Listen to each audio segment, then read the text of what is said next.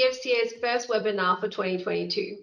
We hope that you're feeling rested and ready for the new year.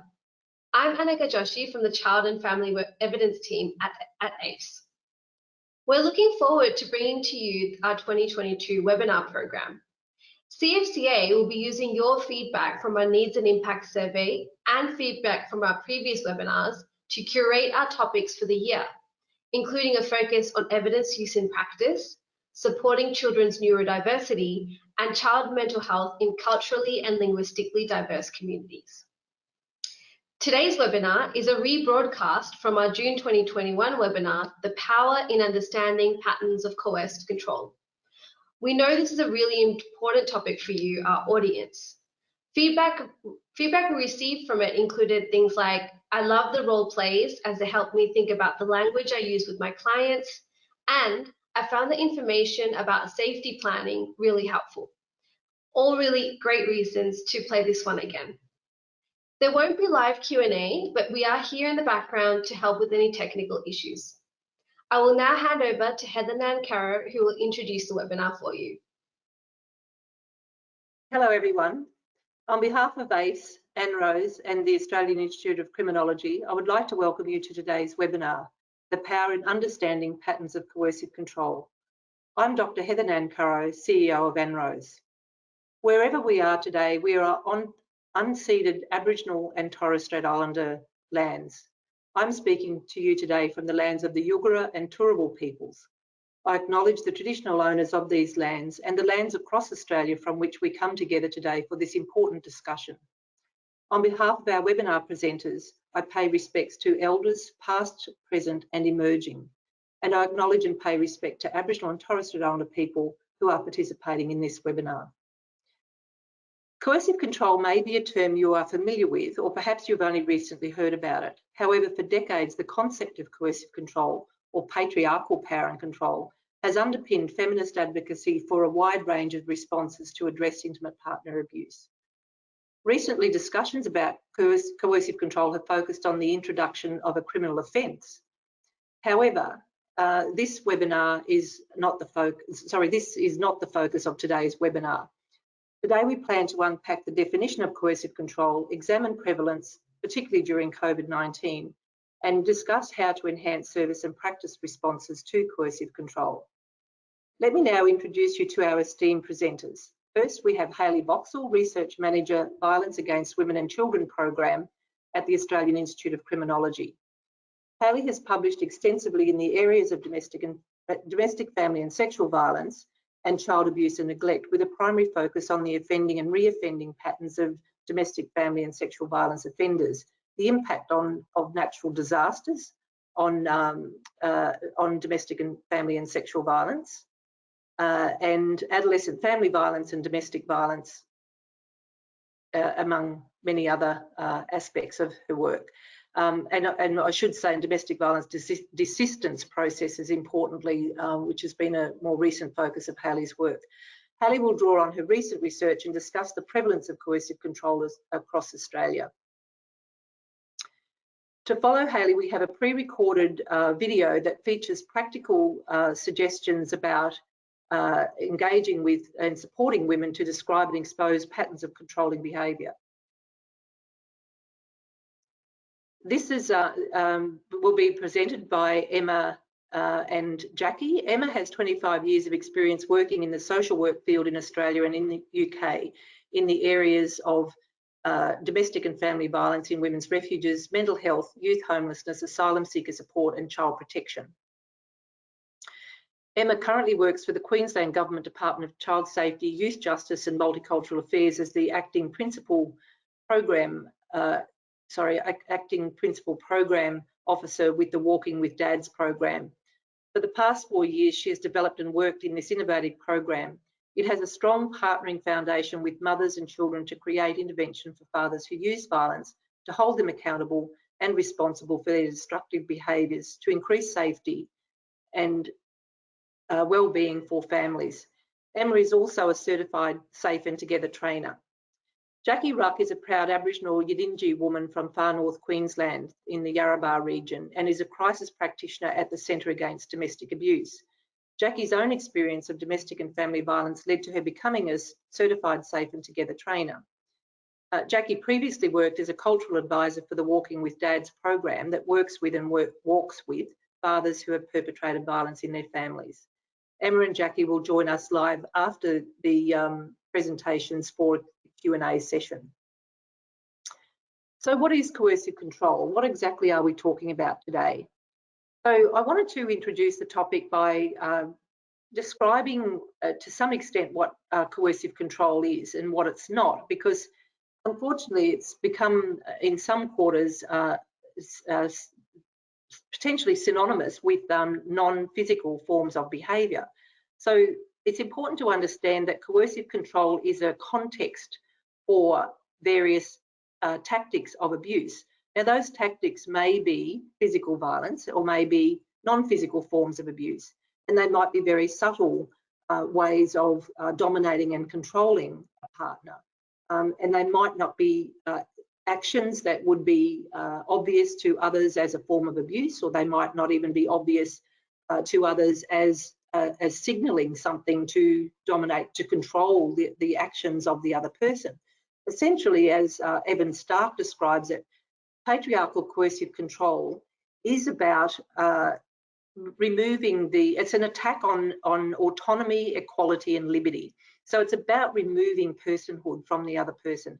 And internationally, the clinical research shows that coercive control is almost exclusively perpetrated by men against intimate female partners, but it also occurs in other family contexts. It is very much associated with patriarchal contexts of power and control and male dominance over females in personal relationships. So one of the things that is important to recognise, that all of the work that we do in the domestic and family violence field, particularly in Australia as elsewhere, is premised on the concept of power and control. So back in the day, in the early 1980s, when a range of strategies were being developed, including domestic violence law, but also, practice and response and education work, that was all premised on an understanding of power and control, and largely the work was informed by the work of Ellen Pence and Michael Paymar, who developed the power and control wheel. And on that wheel, there are a range of strategies of abuse or tactics of abuse that are described, including non-physical forms of abuse, such as social isolation, intimidation, harassment, using male privilege, making all of the big decisions, controlling the finances, and belittling and emotionally abusing a partner. And as I said, as Evan Stark refers to it, and what we're now having more discussion about the concept of coercive control, it really is about those tactics are designed to control the life of the other person and make that other person mentally, socially, physically dependent on the perpetrator in order that they are the one who has control over that person's life. So I think that's probably enough of a discussion about that, and you'll certainly hear some more about this from Hayley and Jackie and Emma as we go through the presentation.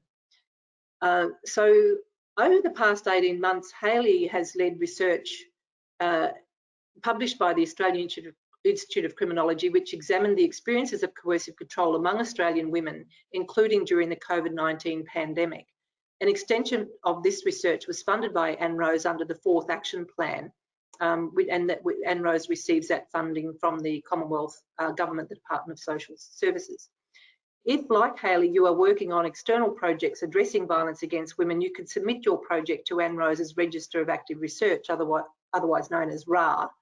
And it's really important that we ensure that there's a comprehensive centralised database which is available on the ANROSE website to make publicly available what research is currently underway in the violence against women area and what evidence gaps remain. And this is a particularly important complementary resource for the Australia's National Research Agenda to reduce violence against women and their children, which was developed by and published by ANROSE last year.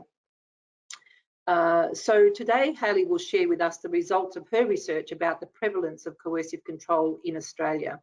And I'd like now very much to hand over to you, Hayley, and thank you for your presentation that we're about to hear. Thanks, Heather. So as Heather said, I've been asked to speak to you today about the ARC's research, which has looked at understanding the prevalence of different types of intimate partner abuse in Australia, and in particular coercive control. However, I kind of wanted to start by taking a little bit of a sojourn, which people who know me and have seen me present previously know that I tend to do. Because I want to begin by talking a little bit about how we measure coercive control, because I think that some of the lessons we have learnt from research will probably resonate with the practitioners here today. So measuring the prevalence of coercive control in any kind of population, particularly at a national level, is really difficult. This is because the behaviours and the language are actually pretty new. So as Heather kind of said, we've talked about patriarchal terrorism, we've talked about power and control and domination, but coercive control as a term is relatively new. So it could be problematic if you simply ask someone, have you experienced coercive control, and expect that they will understand. Even when someone does have the language, one of the features of coercive control is gaslighting, so convincing someone that their worldview is wrong and imposing their own worldview on them. So I have spoken to women as part of my research who have worked in the gender-based violence sector as advocates and practitioners who themselves did not recognise that they were experiencing coercive control, instead that they believed that their partner was simply difficult or jealous. So many women who experience coercive control talk about feeling like they're in a washing machine, or that they're being constantly dumped by waves in the surf, and they don't know what their reference point is. They don't know where the surface is. So in these kind of contexts, it can be really difficult for women to identify a pattern of abusive behaviour. So coercive control can be difficult to identify and difficult to name, particularly by women who are still in the midst of it and are being told that they are the ones who are crazy, they are the ones who are in the wrong, and they are the ones being unreasonable. However, we also need to recognise that labels can be terrifying. No one wants to believe that they are being abused by someone that they love. No one wants to believe that their lives are in danger, and no one wants to believe that they are the case they heard about on the news. So when we ask someone, are you experiencing coercive control or domestic violence, we run the risk of people denying and minimising because they do not identify with that label. So when we are attempting to measure the prevalence of coercive control, the approach that most researchers take is to ask people whether they have experienced certain behaviours without explicitly labelling it as inherently violent and abusive. This reduces the burden on individuals to have the language talk about what's happening to them or to recognise it as abusive. So this checklist approach asks people about their experiences of things like being refused access to household necessities like the phone, being belittled and put down, stalking, and so on and so forth. Then if they score enough of these behaviours, they are believed or classified as potentially experiencing coercive control. So of course there are issues with any kind of checklist approach. First and foremost, as Heather pointed out, coercive control is about impact, and it can be incredibly specific to the relationship. So a kiss on the cheek in one relationship is loving, in another it can be threatening. However, this approach can be really helpful for bypassing the language that can be confronting or not understandable, and also create a pathway to assist women to themselves recognise the patterns of behaviours. So a way of illustrating this is one woman I spoke to as part of a research project had experienced coercive control throughout her relationship, primarily in the form of gaslighting and social isolation. However, many of these behaviours were hidden under the guise of, it's the best thing for the children if we move to a remote location where they have more space, if you homeschool them, if you limit their contact with your family because they're a bad influence. And it was only after 20 years when they divorced, when a court-ordered mediator was observing his behaviours at the conference table and their impact on her, that they slid over a pamphlet with a checklist. She ticked all of them and had a light bulb moment. She said it was like she had been physically ill for ages and had been given a diagnosis. So the point I'm driving at is that when we are trying to detect the presence of coercive control in research and practitioner settings, checklists can be helpful if an imperfect tool for doing this. So now to actually answer the question I was actually asked to answer. So how prevalent is coercive control? And frustratingly, the answer is it depends. It depends on the population, it depends on the measure, and it depends on the people who are responding to the research. So let's start with one population, the Australian female community. So in 2020, the AIC administered a survey to 15,000 Australian women about their experiences of intimate partner violence in the first 3 months of the COVID-19 pandemic. We asked about physical and sexual forms of violence, as well as non-physical forms of abuse like threats, interfering with relationships, monitoring of behaviours, and so on and so forth. As a very basic measure of coercive control, we said that if someone experienced 3 or more non-physical forms of abuse, we believe that they were likely to be experiencing coercive control. Of our 15,000 sample, what we found is that about 1 in 20 women said that they had experienced coercive control, and this increased to 1 in 10 among women who had been in a relationship in the last 12 months. And critically, among women who reported any experience of domestic violence in the last 3 months, 46% said that they had experienced coercive control.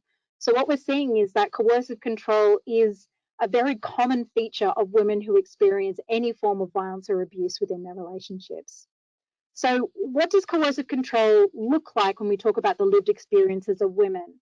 And of course, it could be completely specific to the relationship and it might not be covered by the kinds of checklists that we used. But I think grouping the behaviours is really helpful for talking about what coercive control can look like. So 73% of women who said that they had experienced coercive control reported that their partner had been jealous or suspicious of their friends or family members. So this includes things like accusing them of having affairs, telling them that their friends and family members don't like them, and things like that. So 67% of women said their partner had emotionally abused or threatened them on a frequent basis.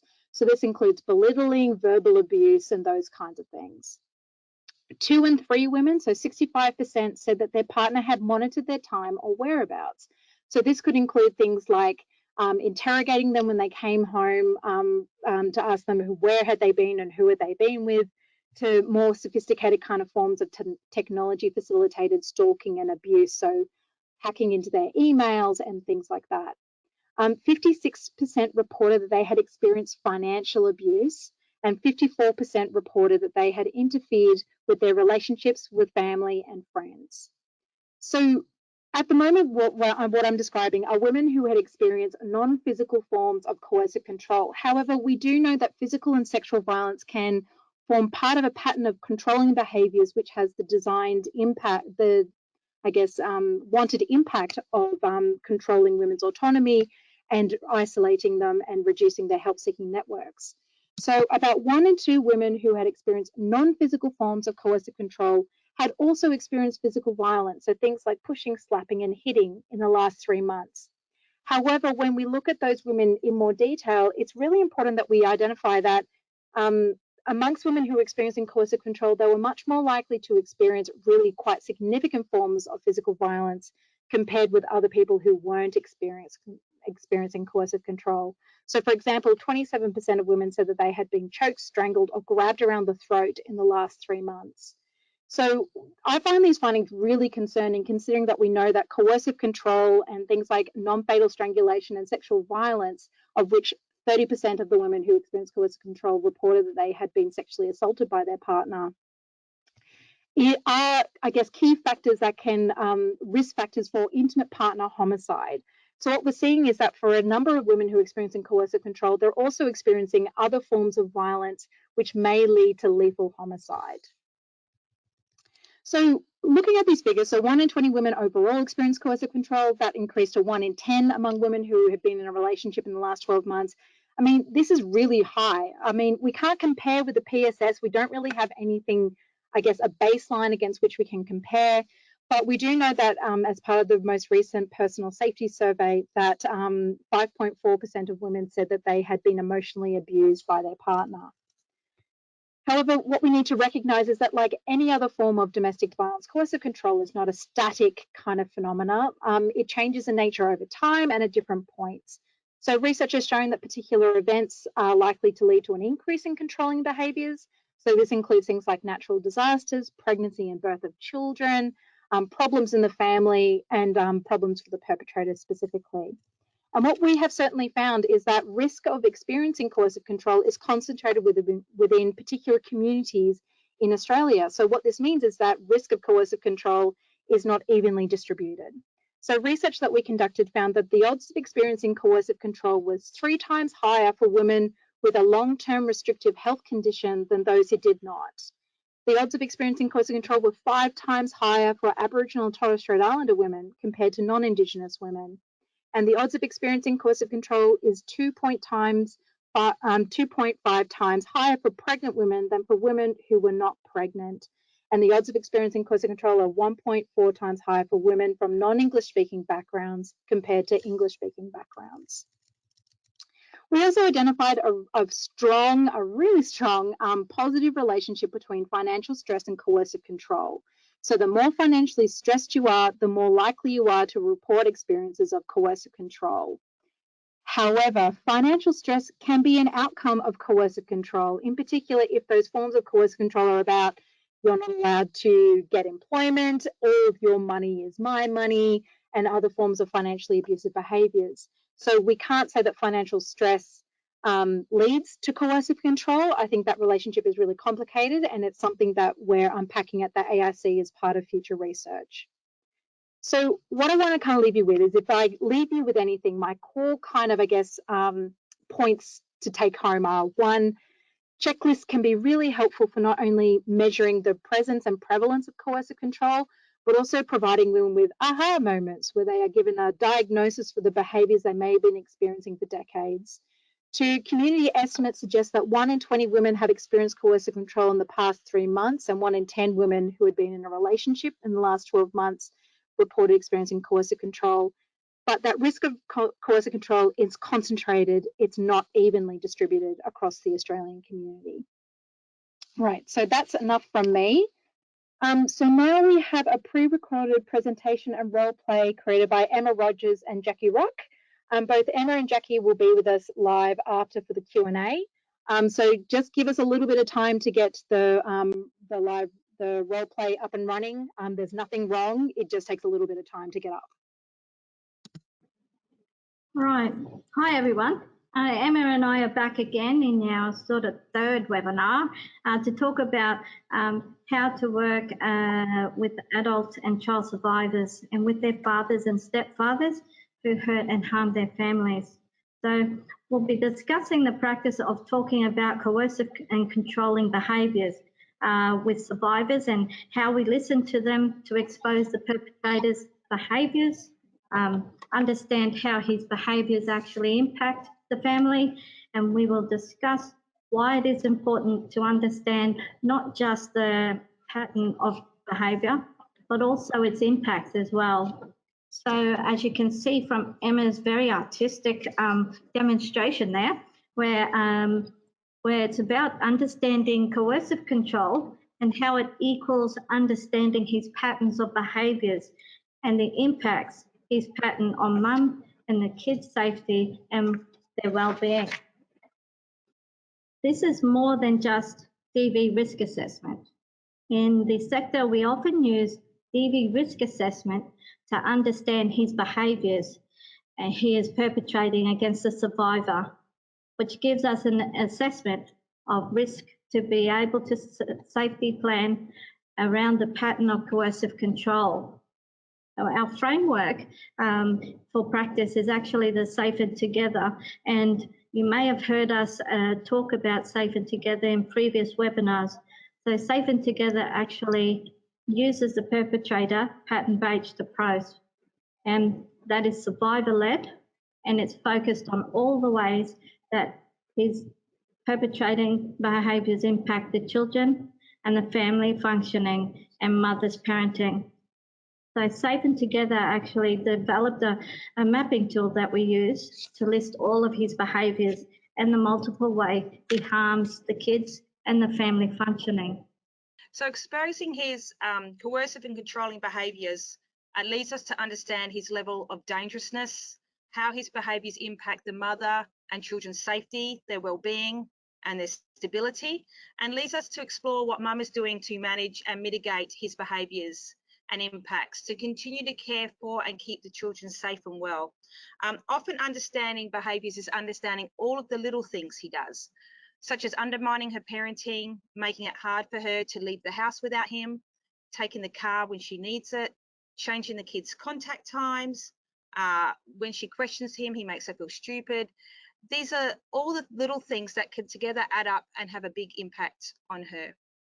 When we understand what she is doing in the context of his behaviours to keep the kids safe and provide for their stability, their nurturance and recovery, we understand her safety plan, and we can then support this safety plan and not undermine it as practitioners. We can also work towards enhancing the safety plan with her. So similar to looking at his behaviours, we look at all the things she is doing to protect and nurture the kids and mitigate his behaviours, like telling them she loves them, that it will be okay, tucking them in at night, reading to them, checking in on them, letting them go over to family members, making their favourite meal, keeping routine, and drawing attention to herself away from the kids. All of these things can have a big impact on their safety and stability and their recovery. Also critically important, if we understand his pattern of behaviour and all the ways he impacts the kids, we can discuss with mum how we as practitioners and the system can intervene with him to reduce the risk he poses to the family and the impacts, and increase safety and well-being for them. So understanding the impacts, which is the harm, means it's much easier for us to focus on goals with the perpetrator, on how we can improve safety and well-being and stability for the family. For instance, in our previous webinar, we used an example of him improving the social outcomes for his kids. You know, if he stopped the property damage to the family home, then the kids could bring friends over because they were too embarrassed to bring friends over. It's this detail that can often motivate fathers to stop and think about his specific behaviours and impacts. So detailing the behaviours and all of his harm to the kids means we can hold him accountable for it. Having a broader assessment framework with the impacts means we can draw from this to motivate fathers and stepfathers and assist him to connect his behaviours to the harm to the kids. So understanding his pattern of coercive control and the impact, which is the harm it causes, assists us in knowing his level of dangerousness, what her safety plan is, and gives us goals to hold him accountable for. So, what's the most unbearable thing he does? What's the most restrictive or the most frightening or stressful? What does he do that impacts the kids the most? There's a range of questions which we can ask that lead us to the behaviours and impacts. And we've picked a few of them out from ones that we have learned from other practitioners, and mainly from how survivors and the kids are talking about his behaviours and the harm he is causing. So our point is that we don't want to speak in an intimidating language, but in a way that she and the children can relate to. They want us to understand their reality of experiencing the perpetrator's behaviours and how it impacts them. So whenever we can, I think we should use the survivor's language. Yeah, well, in child safety, we have in the past, and still sometimes today hear practitioners state we have to educate mum on domestic violence and now coercive control, so she gets it.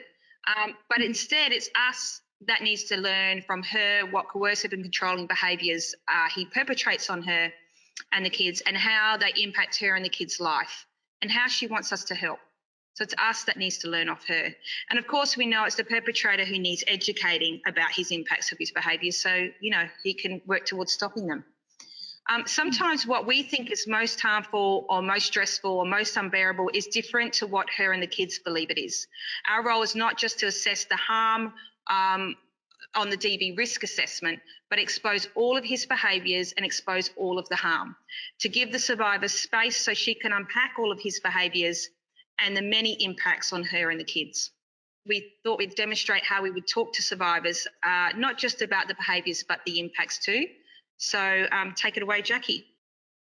Emma, I'm here to talk about your partner's behaviours and the impacts on you and the kids. Can we start with what he does, which is most unbearable for you?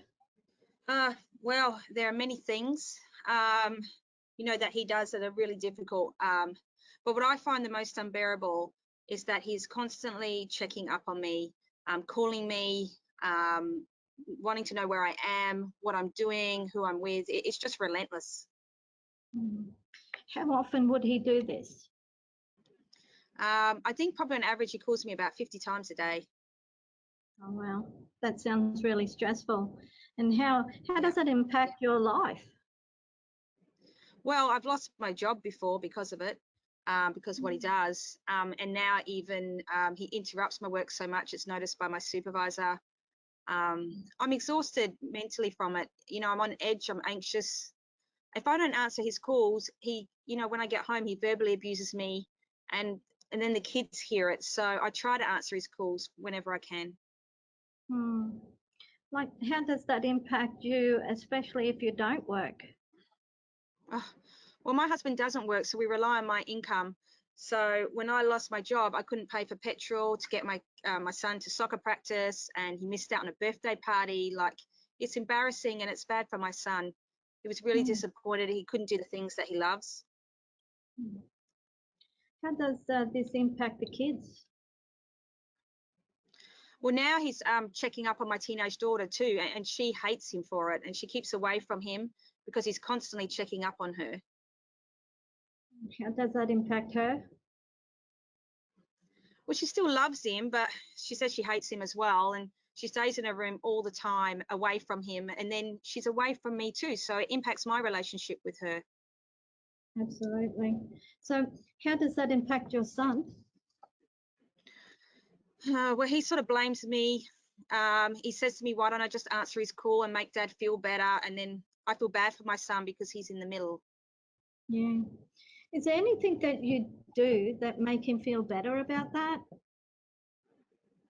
Well, he could just, you know, it'd be good if Dad just stopped it. You know, but I check in with my son, and, you know, we usually do this at night when it's quiet, and, you know, I make sure he's okay.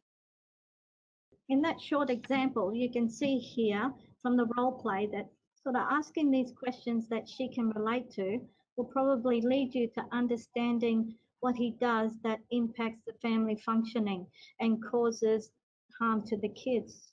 Yes, this is how we learn from her how to intervene with him. And knowing this detail means we can hold him accountable. So before we speak with him, we always take the survivor's lead, including the kids, about what we will talk to him about and how. In a previous webinar, we role played this, how we work with mum to do this. So you can always check that out. So hopefully these simple questions we just demonstrated will assist you to partner with mum and with the kids too. Because these are the same sorts of questions we can ask kids, obviously with mum's permission and being age appropriate. Another thing to remember when asking about the kids, he used the kids against her in any way. If so, what does that look like? You know, does he undermine her as a parent? Does he encourage the kids to undermine her and abuse her? So that's another part of it too that's important to find out. Why do we have trouble identifying his coercive and controlling behaviours and impacts? And again, you can see Emma's very clear sort of stick drawing, showing the mother's sort of lips tight and tight-lipped and minimising the abuse. We use the word minimising as we hear too often. So if I had $1 for every time sort of I heard a practitioner say minimising, to me over the years, I think I'd be a millionaire by now. So you can see here on the PowerPoint slide in red, when we use the word minimising, this is how it often ends up in reports. So mum is minimising the violence and has no insight to the abuse and therefore cannot protect the children. So this actually demonstrates how our views and bias about mum and us not pivoting to the perpetrator and his behaviours often leads us to oppressive practice and destructive documentation, which leads us to not understanding his pattern of coercive control and how he harms the family. Yeah, and what is interesting is when we say minimising, often we are speaking in the context that mum is the problem, not the perpetrator, not our engagement skills or the system that she might not have confidence in. What we see in practice and in documentation is the belief that we need to educate mum on domestic violence and coercive control rather than focusing on the perpetrator and his pattern of behaviour that is causing the harm and often stopping mum from talking with us and holding him accountable. Of course, there are many reasons why women don't disclose due to feelings of shame, anxiety, cultural barriers, poor experiences before with practitioners and the system, and them not the practitioners not assisting them in increasing safety. Also, survivors feeling judged by practitioners, have the fear that their children will be removed. The fear of the perpetrator is a big one. Obviously, perpetrator has threatened mum, also threatened with child safety and family law court to take the kids off her. And sometimes survivors are scared of what we are going to talk to him about, as we could make it worse for them. When we understand that there are solid reasons why mum is minimising, we engage in a different way and we listen better to pick up the clues of what might be the barriers, so we can work through them and partner with her. Yeah, and Emma, for some Aboriginal women, like, she can be worried that the practitioners are actually trying to exclude Dad from the family. And that's not what many Aboriginal or even non-Indigenous women and mothers want. They don't want us to totalise him by his abuse. And we do not see the importance or benefits of what he brings to the family and also the community. So engaging and being an ally with her is what Safe and Together call partnering.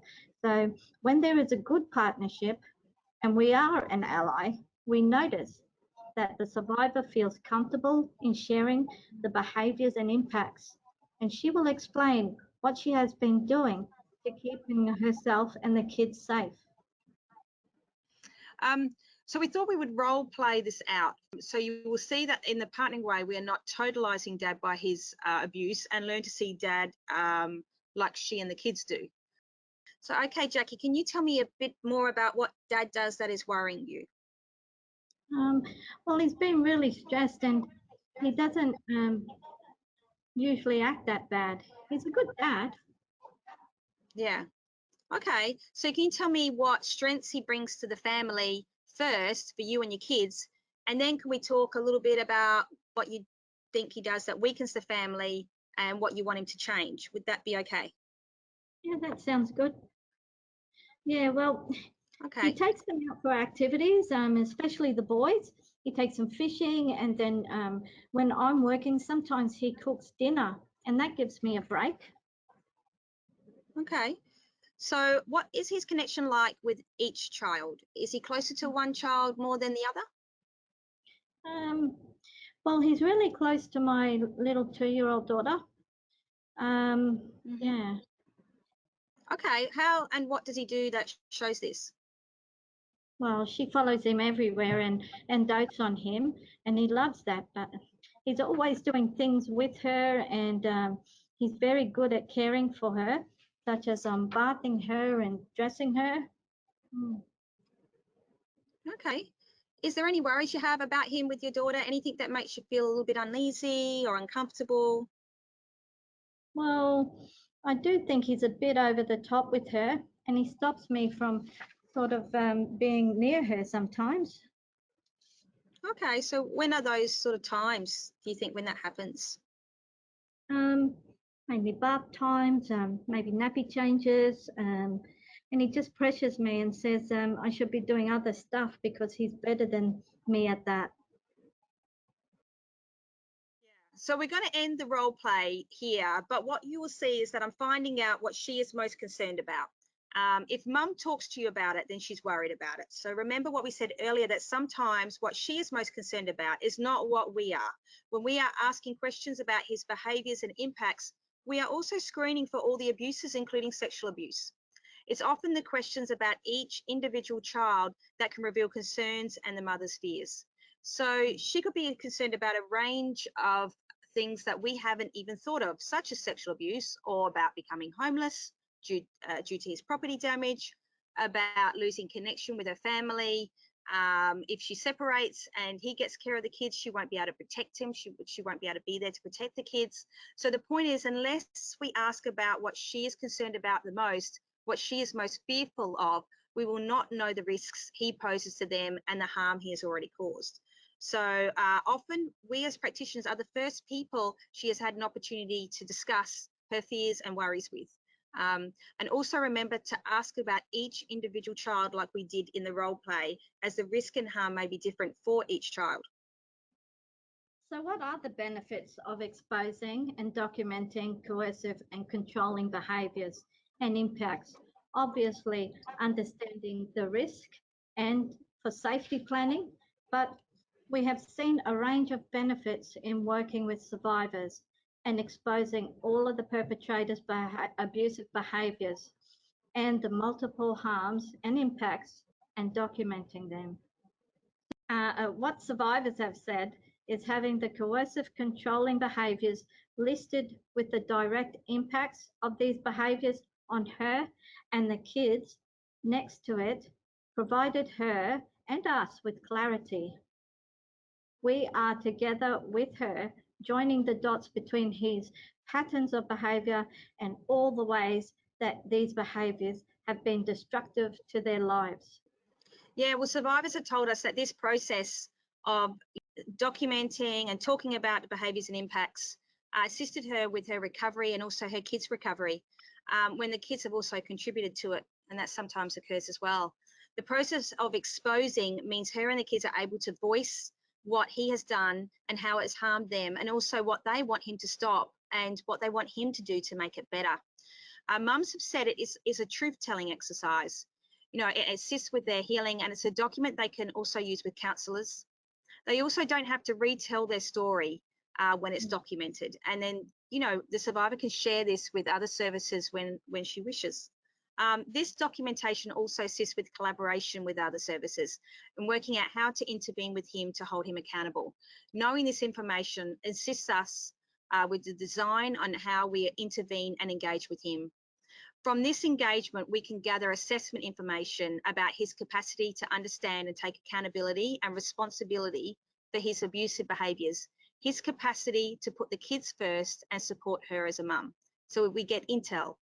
When we feed back this to mum, she then has information that she can make decisions for her and her kids and assist her with having space for action. Space for action is a term we love, as it describes how she can, from our information, from our engagement with him, make informed decisions for her and her kids' safety and well-being. What my mother wanted was someone to talk to my dad about his behaviours and the impacts it was having on the family functioning, which actually led to impacts on us individually. My dad did not see the effects of his behaviours, which it had on my brothers, until it was too late. He might have stopped, but the point is no one ever tried to talk to him. My mum and dad separated because of this violence, and it wasn't until he lost us as a family unit that he was all alone and he slowly made change himself. So he did this without support and help of his family and others. All my mum wanted was to have someone to help my dad, and she could have felt like the system was working for us and not against us. Even if he didn't choose to change, at least we knew what he could do now or next and work out our options. When he was not held accountable, mothers and society blamed themselves and we put it on them. The process of exposing the behaviours and impacts provides accountability and puts it back on him. It was the family GP who took my mother aside and acknowledged what she was going through and listened to her. So she said that if she had services like they are today, things may have been a bit different. She still loved my dad and he loved us, but we needed someone to explain the impacts of his behaviours and what it was doing to us as kids. This could have motivated him sooner to seek help and be a better dad. Thank you, Jackie. I've got a few final thoughts. I've been talking about domestic violence in my lifetime for the past 35 years, and I don't mean public speaking, I just mean in general with family and friends and colleagues. And I often think, what has changed in 30 years? So I asked my partner who turned 50 this year, do you think domestic violence will end in 150 years' time? And he said, no, it will be the same. So I thought I'd ask my 13-year-old son the same question, if he thinks domestic violence will end in 150 years' time. And he said, yes, I think that men will learn to stop it by then, Mum. And it made me think, we need my son's optimism and hope for the future. And it's because we don't have hope for men that they can change, that we are not talking to them about their abusive behaviours and the destructive impacts that they have on their loved ones, which then stops them from facing the suffering that they have caused. When we don't hold them accountable as a system, then we are putting it back on survivors to create safety. Us not holding them accountable and shifting to his behaviours and impacts leads us to mother blaming and shaming, even if unintentionally, and he disappears from the frame. So when I'm working with a 50-year-old man who has been perpetrating abuse against his loved ones for years, and he tells me that no one has ever spoken to him before about the impacts of his behaviours on his kids before, I think, why? We will never have accountability for men who scare and hurt their families if we don't talk to men about the impacts of their coercive and controlling behaviours at every opportunity, at every touch point. So I mean at doctors, psychologists, psychiatrists, drug and alcohol services, mental health services, child safety, police, probation, parole, in prisons, at neighbourhood centres, at work, community centres, sporting clubs, family members, I mean everywhere. So I think it's the young people of the future who have the hope that abusive men can change that will make this change and happen and focus on him. So we as practitioners and as society have to have hope, because that leads us to accountability. Thank you.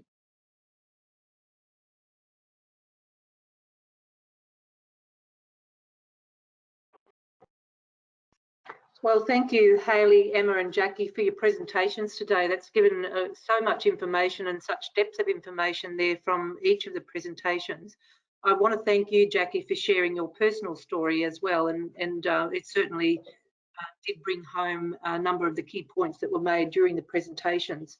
Hayley, I think that, it was important, the point you made about the, violence against women or coercive control, whilst it affects across the spectrum, it's not distributed equally, and we need to ensure that policy programs, practice and prevention recognise the uneven distribution of abusive behaviour in relationships across the country, and that resources are targeted effectively for in that regard.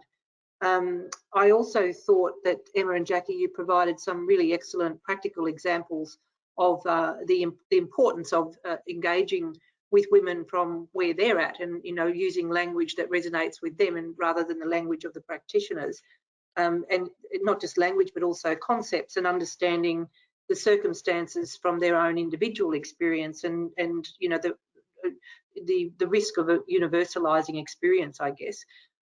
So we'll move fairly quickly to questions. We've got about 10 minutes left before we need to wrap up. So I just want to remind the audience that the focus of today's webinar is on unpacking the concept of coercive control and practice responses in particular, noting that there's been a lot of discussion about criminalisation of coercive control. The legal system's response is one element. It's not the focus of today's webinar. But as there are many of you attending today, we'll get straight into the questions. And I'm going to start with two questions that I think will begin with Emma and Jackie. And then there are a lot of questions coming through from the audience, and I'll put these two questions to you, Emma and Jackie, now.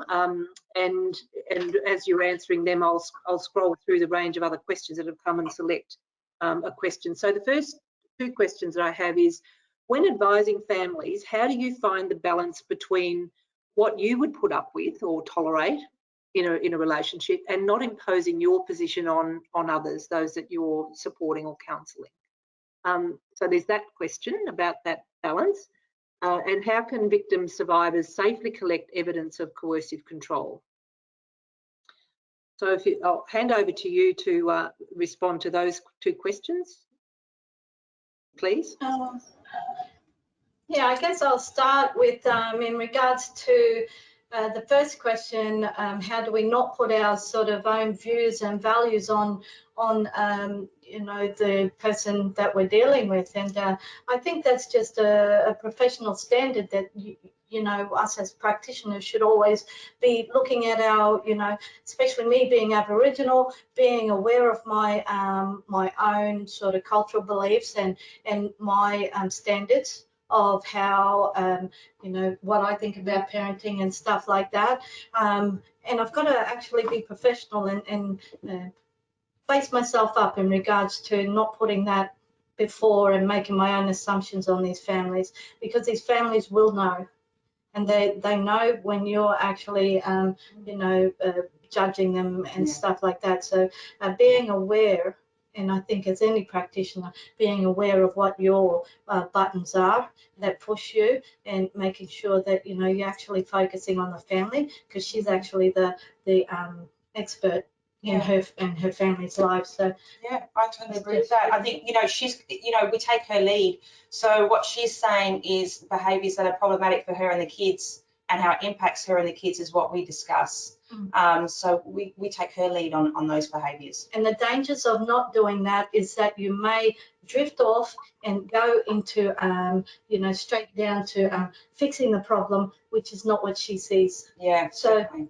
we've wasted time over here on something that's really not relevant. Yeah. And not going to help them. Yeah. Yeah, great answer. Thank you. The second question was, how can victim survivors safely collect evidence of coercive control? So if, you know, if they're wanting to seek support for coercive controlling behaviour, how, you know, have you got any tips or thoughts on how the victim survivor might be able to document themselves the coercive controlling behaviour to report it? Yeah, okay. So there might be a friend that they're talking to that they can, you know, that they could collect that for them. Obviously, professionals, we would collect that information for them. But if they, I know there is some, I have to say I'm not up to scratch with apps and things like that that people use to document. But we would always recommend that, you know, they have a safe person that can actually document that for them and have that there for them with a timeline if they need that. What they need on that. So usually that we don't really, in a sense, I don't really come across that. There's usually someone that is actually recording it for them. But yeah, definitely for survivors, that's something that I have to think about, that he wouldn't get a copy of that. That could be dangerous for them. So it would have to be if they did have any documentation, it would have to be in a safe place. Certainly when we're doing risk management plans for him, and we're just, you know, mum's designing that, we have that, you know, we can keep that at a professional location, say the DB service might be on child safety records, and we have a caveat that this cannot be, you know, shared due to the safety of mum and the kids. So that's probably what I would say on that one. Yeah. Yeah, I agree. And like with their services that they do engage with, you know, especially me being over here at Carter, we would offer to hold the information for them if they need it. But they're not silly. They will already have a book that they're actually recording stuff down. So, yeah, and they keep it in a safe place. Great. Thanks very much for those responses. I might turn to Hayley, if we can ask Hayley to join in. Hayley, you might want to add to that, but I also have a specific question that I think would be great for you to respond to, if you don't mind. Did you want to add anything to what Jackie and Emma said first? Just to kind of echo that, what Jackie was kind of talking about is that a lot of the women that I've interviewed as part of my research are already documenting a lot of this stuff, but they might delete it off their phones because they're very mindful of their risk management strategies. So having a safe space for them to store that information, I think would be incredibly valuable. But nothing else to add. Great, terrific. Thanks, thanks for that, Hayley. So this question is, I think, perhaps an interesting. Well, it's a really interesting question, but I'd wonder whether you'd like to respond first, Hayley, and then perhaps Jackie and Emma might respond. But the question is, do we know about the distribution of the perpetrators?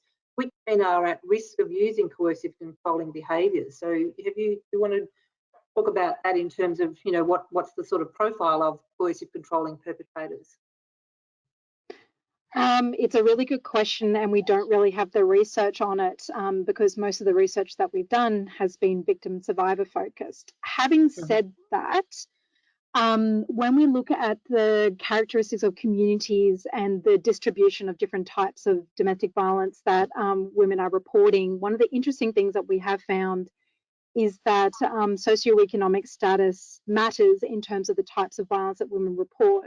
So in particular, women who are residing in higher socioeconomic status kind of areas, so middle to upper class kind of affluence levels, are more likely to report experiences of emotional abuse and coercive control than women living in lower socioeconomic areas. But to be honest, we haven't done enough research on the I guess, community level characteristics and their implications for distribution of domestic violence.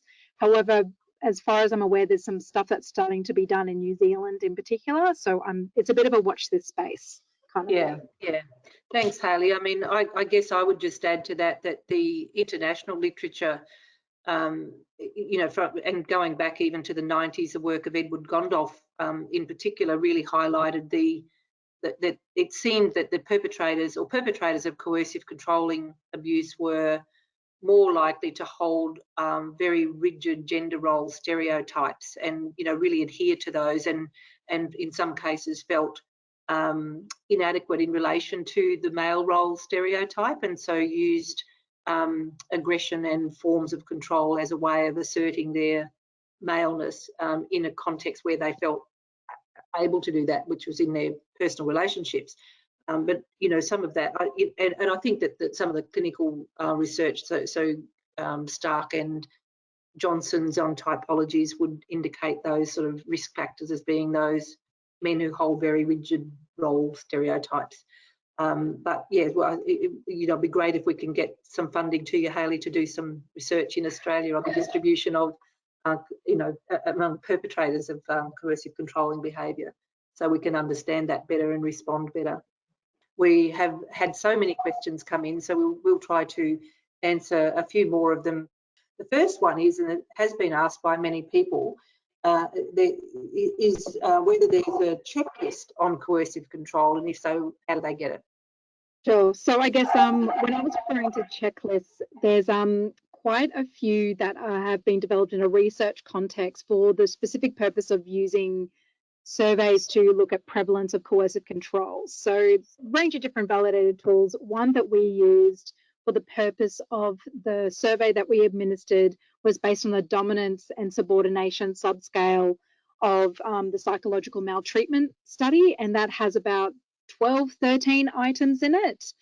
So that's a useful kind of place to start if you're just trying to think about questions that you can kind of ask, behaviours that you can talk about. So if you go on the AIC website, at the technical appendices to the report that we did on coercive control, there's a list of the questions that we ask about. So that can be a useful place to start.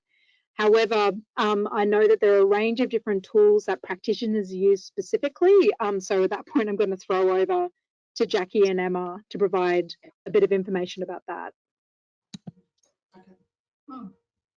So I guess where I'm working at the moment, and even in my previous jobs, the one I mainly use is the Claire Murphy's coercive control tool, and we'll be forwarding that through to sort of the webinar people to sort of make it available for everyone. That's the one that we probably shows different behaviours, and it really drills down in regards to what mind games and stuff like that that he plays, and it's actually a good tool for the women to go through and sit and think about, because there's probably a whole lot more that they didn't realise, and that makes it makes them aware of, oh gee, is it this one as well, is it this one? So we hand those out to our women we deal with. So with a highlighter, and they just highlight all the different behaviours that they're experiencing. And do you thank you. So a further question from the audience is, are there any differences for same-sex couples regarding coercive control compared to heterosexual couples? You know, open that to anyone. Oh, is it? Okay. you know, in my role, that we do at times get same-sex couples. Obviously, not as much. It's a very small percentage. But what we find is that it's actually very similar behaviours that we're experiencing from the woman who's a perpetrator in a same-sex relationship, and we would do exactly the same as what we would do when we're working with men who are perpetrating coercive controlling behaviours, and that is MAP. We look at their behaviours, what they were doing, talking to the survivor, the victim survivor, and those behaviours that that person is perpetrating, and also the impacts on them. So we do exactly the same. However, we also sometimes we do get occasions when we get obviously practitioners that will come to us to say that mum is more abusive than dad. We will map those behaviours, and what we find is that women's behaviours are often in response to his behaviours. So it's you know, it's a reaction to what he's doing to her. So I think that's what I would probably say on that. I agree. I'd be if I had a same-sex couple, I'd be treating them and mapping behaviours in the same fashion that I would with a, you know, a male and female. Because the behaviours are all there, and it's all about behaviours. It's not about, you know, what sex they are, what, you know, relationship status. What relationship status. No. Okay, great. Thank you. So, Hayley, I'd like to turn to you first to ask if there is any research on women with disability and coercive control specifically, and then if Emma and Jackie, you might want to comment then on how should coercive control in this context be addressed from a practitioner perspective. So first, Hayley, is there any research that you're aware of in regard to women with disability and coercive control? So it's on the rise in the sense that I'm aware of a number of projects that are underway and that have touched on this issue, because women with a disability have been identified as a particularly vulnerable group. As I said, women with a long-term restrictive health condition were found to have higher odds of experiencing coercive control, but also physical and sexual violence than women who do not have these conditions. There's some really great research that was conducted in the UK by the University of Glasgow that specifically looked at the experiences of women with disabilities, including women who are deaf and are blind, and their experiences of different forms of intimate partner violence. And I really like that project as well, because they produce a number of resources for practitioners in terms of how to engage with women with disability, because there are a number of, I guess, additional considerations when when someone has a disability and they're experiencing coercive control, because sometimes their perpetrator might be their carer. A lot of time, the behaviours that the perpetrator are exhibiting can be very easily explained by needing to care for the respondent. So things like, oh, you can't do that because you don't have the physical capability of it. They have a lot of power of attorney and things like that, which can hide these kind of behaviours. And then when we think about it through the lens of elder abuse, disability, and coercive control, it becomes even more complicated. Some of the research that I've done has actually found that adolescents who are in the care of grandparents are exhibiting coercive controlling behaviours against their elderly carers. So it's something that we can kind of see through a family violence lens, not just an intimate partner violence lens. So yes, there is quite a bit out there, but I would direct people in the first instance to the University of Glasgow project as a starting point. Great, thanks, Hayley. Emma and Jackie? Yeah, I was going to say that we, you know, that we experience that a lot in regards to that the perpetrator is often the carer and is getting the caring payments. So what we are focusing on are his pattern, his tactics, his strategy, what he's doing to use the disability against her and get more control and power over her. And I think that's for us to find that out with our engagement with her and partnering with her, and that we, you know, because definitely he's very clever at manipulating workers and practitioners to see that he's doing it in a caring capacity. And when you dig a bit deeper, and then when you can speak to mum on her own and partner with her, then you can start to find out actually how this is part of his pattern, and he's using the system against her. So I think we see that quite a lot, don't we? Absolutely. And just being aware, I think, of the intersections and intersectionalities there in regards to, you know, also whether he's using the drugs to sort of control her as well, and being aware of all those little subtle things that may look as caring but isn't. Yeah. Okay, great, thank you. So Hayley, this question's for you, I think. Do narcissistic traits and resulting behaviours classify as coercive control? What do you think? Yes. So this is a really difficult one to answer, and it's something that I've been thinking a lot about in the research that I've been doing about when behaviours that are coercive controlling are underpinned by a personality disorder, a mental illness, an addiction. How do we disentangle?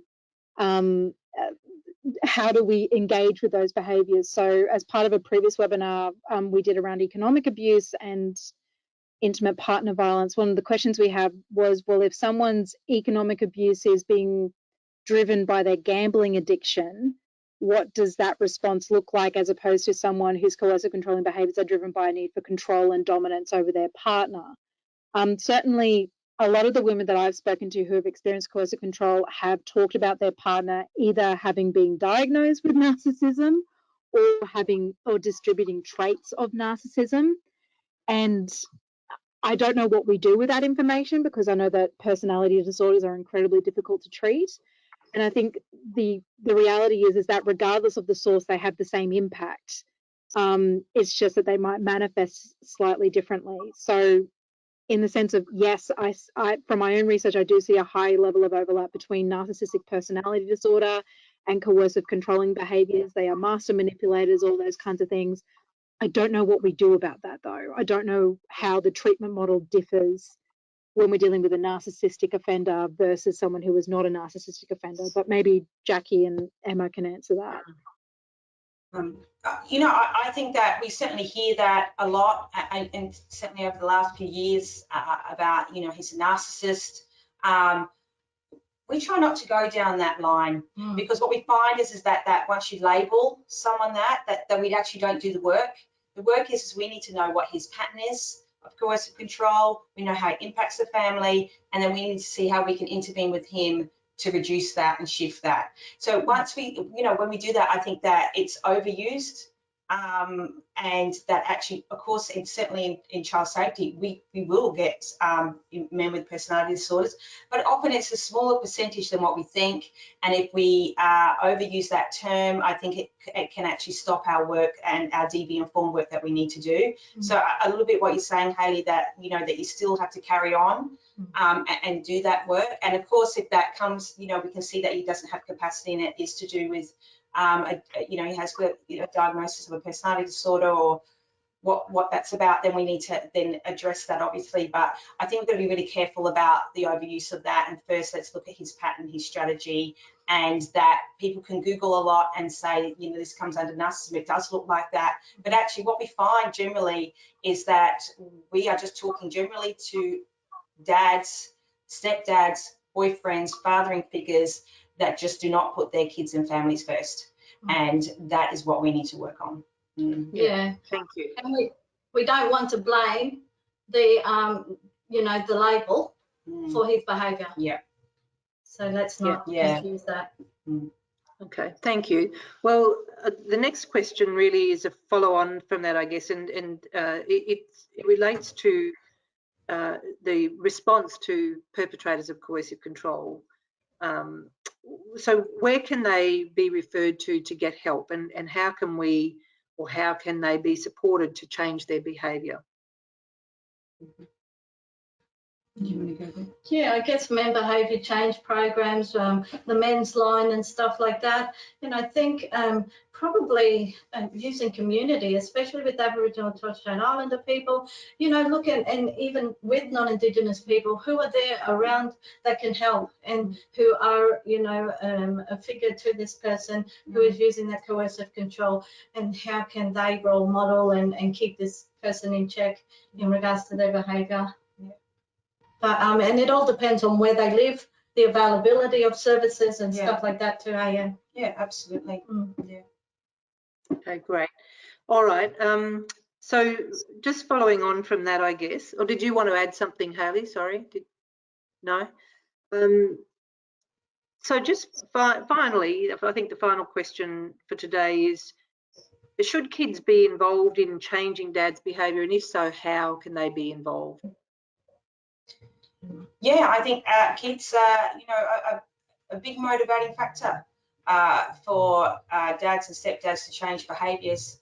And I think, you know, what we do is we take the lead of the survivor, we take the lead of mum, and we certainly have had kids that have wanted to express their views about dad, wanting to talk about what they want him to do in regards to change, what they want him to do in regards to their recovery, and what they want him to do to stop and start. So I think that's really important that kids' voices are heard, and that we can, you know, check in with them and mum as well to see what we can talk to him about. And so that's how we would work.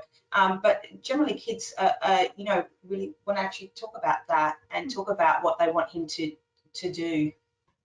I think, and when they're included, it makes it really quite real for the father. Yeah. So it's coming out on paper. It's actually his children's will and wishes, and that's right. Making it real. Yeah, and if you talk to dads, they all will say, "I don't want my kids to be scared of me." You know. Yeah. So what you were saying, back to you were saying it's a powerful motivator. You can. Yeah. Well, thank you very much for that, and I think that we'll leave it at that. But I do want to thank you, Hayley, Jackie, and Emma once again for your excellent presentations and the responses to these questions. I want to thank the participants of the webinar for their questions, and I want to thank everybody who was involved in convening the webinar, which I think has been a really excellent set of presentations and responses to really important questions. So thanks one and all, and I'll sign off for now and say goodbye. Bye. Bye-bye. Bye.